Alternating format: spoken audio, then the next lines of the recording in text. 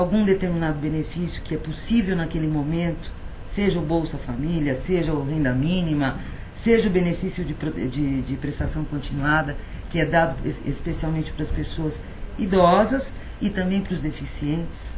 Contestando ou não.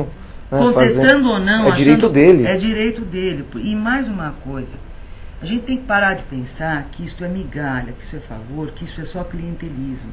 Não é. Nós temos uma massa muito grande no Brasil de pessoas que não têm acesso à educação, não têm acesso à cultura, não têm acesso à saúde, não têm acesso à renda, não tem como ter esta renda. A pobreza é muito grande. Então nós precisamos, através do poder público, de incentivar esse primeiro empoderamento, para que a pessoa entenda que com um pouquinho mais de dinheiro no bolso dela, ela come melhor, tá certo? Ela tem acesso a bens mínimos de consumo, que são os bens de linha branca, aquelas coisas que a gente fala. A partir disso, e quando a política nacional começa a enxergar onde estão esses bolsões, qual foi o grau de evolução que essas pessoas tiveram, ela tem que começar a tirar esse benefício, porque essa pessoa tem que ser inserida no mundo do trabalho.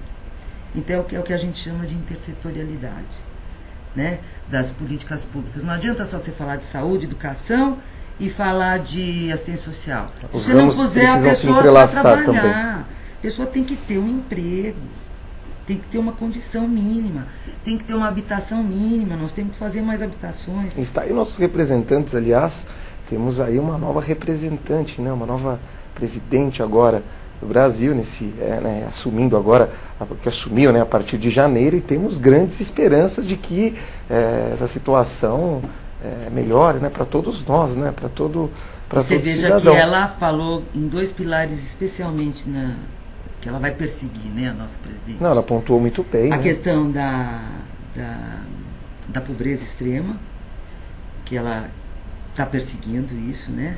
Questão de moradia das pessoas. Agora, é um país de proporções geográficas enormes. Agora doutora, a senhora colocou o seguinte, moradia, colocou algumas questões na educação, alguns direitos, falou da assistência, né, que hoje estaria em primeiro lugar, mas se não falarmos, por exemplo, das enchentes, quem estaria em primeiro lugar? Educação, moradia, assistência? Olha, eu vou te falar uma coisa, eu acho o seguinte, eu costumo sempre dizer, se você der alimentação para a pessoa, uma moradia digna, educação, o resto ela vai buscar. Mas é cultural, você tem que ensinar o brasileiro a isso.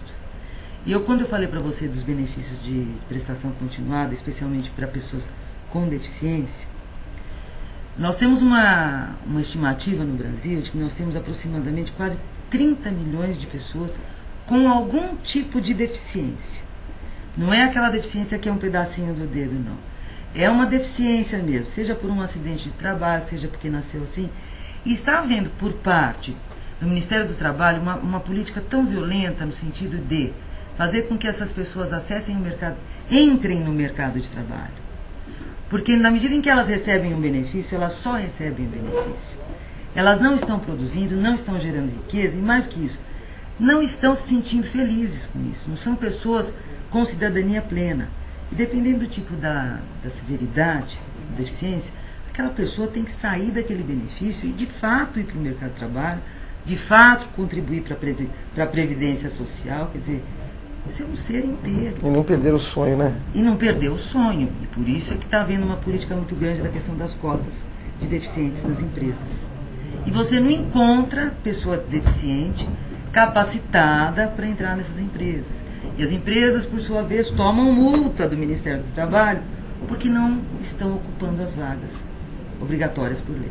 Nós estamos com a doutora Lúcia Bludeni trazendo diversos aspectos aqui do direito, mas mais que uma lição de direito, né, trazendo para nós uma lição de cidadania. Nós vamos agora para um rápido intervalo e nós já voltamos com a doutora Lúcia Bludeni falando das ONGs, falando dessa calamidade pública que existe, ou que está acontecendo hoje na atualidade.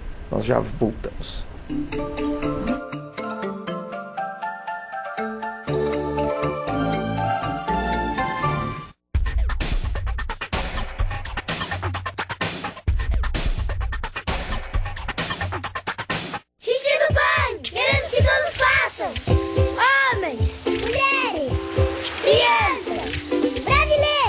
Ou não! nobres, plebeus, músicos, desportistas, pessoas que são metade homem e metade monstro, coisas do além, lendas brasileiras, lendas gregas, pessoas boas, pessoas não tão boas, gênios da arte, gênios da ciência, trapezistas, amantes, pessoas de outros planetas, fenômenos do cinema. Enfim, se você vai xixi, tá convidado.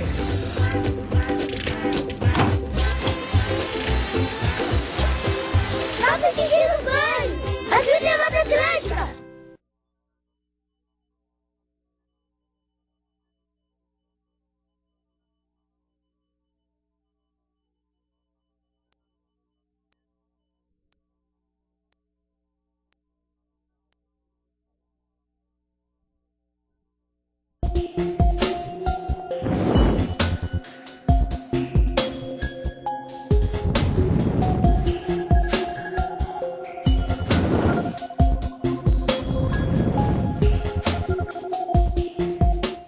É nóis.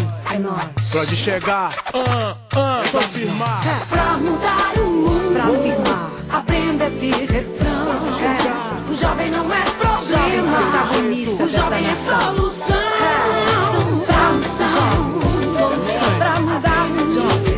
Solução. O jovem não é problema, o jovem é solução. A solução do Brasil é o jovem. Pra mudar o mundo.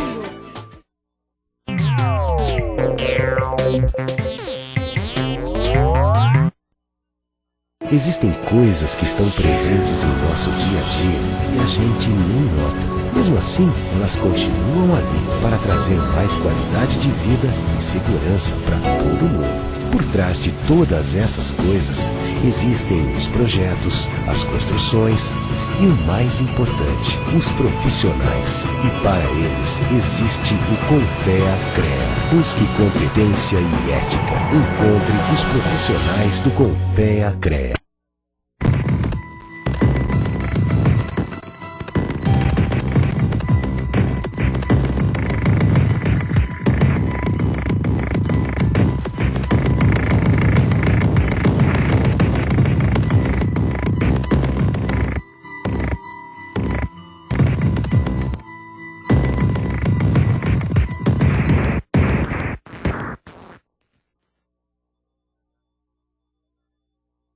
O primeiro jornal do mundo era talhado na pedra e levava dias para ser escrito. O primeiro de papel circulou na China.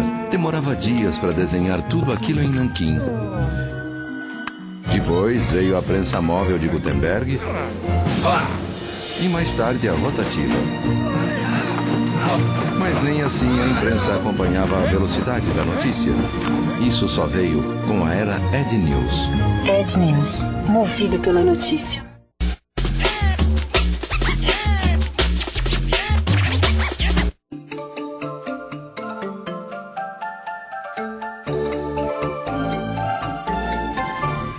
Voltamos com o programa Questão de Justiça, hoje com a nossa convidada, que é conselheira da OAB São Paulo, advogada, doutora Lúcia Bludeni, falando sobre essa questão das ONGs, sobre essa problemática vivida hoje, questão das políticas públicas.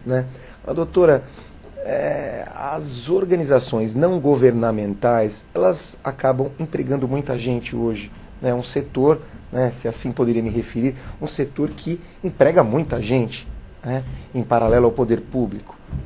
Agora, dentro dessa perspectiva, como que nós podemos montar uma ONG? Eu acho que é a dúvida de muita gente, para montar uma ONG hoje, porque se fala muito em organização governamental, não governamental, terceiro setor, mas como é que funciona para montar uma ONG, para quem não conhece? Olha, a primeira coisa para você montar uma ONG, uma organização não governamental, você tem que definir o seguinte: se você vai querer, se ela será uma associação ou uma fundação. Que a fundação, em direito, a gente sabe, tem que estar vinculada a um patrimônio, você tem um Ministério Público, desde o momento da instituição do doador, daquele bem, tem que ser compatível com a atividade que a organização vai desenvolver. Não adianta você fazer doação de um carro, esperando formar um hospital, um centro médico. Não é compatível aquele vem com as despesas que você terá. Então, vamos falar das associações, que as associações são mais simples da gente definir, né? É um grupo de pessoas que se unem e desejam montar uma ONG. Elas vão ter muito claro qual é o foco que elas pretendem, com o que é que elas vão atuar.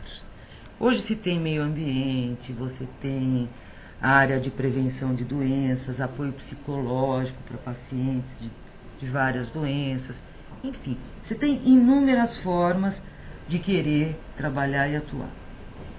Você faz uma assembleia com as pessoas, você registra aquela assembleia, o que foi falado, o que não foi falado, você passa nessa assembleia o estatuto social da organização para aprovação, elege uma diretoria. Feito tudo isto, você leva essa documentação ao cartório de registro de pessoas jurídicas. Então você vai registrar a lista de presença, não pode esquecer da lista de presença, hein? Não tem legitimidade, gente. A assembleia, aquilo que foi relatado durante a assembleia de fundação da associação e o estatuto que foi aprovado naquela assembleia. E precisa ter a assinatura do advogado? Precisa.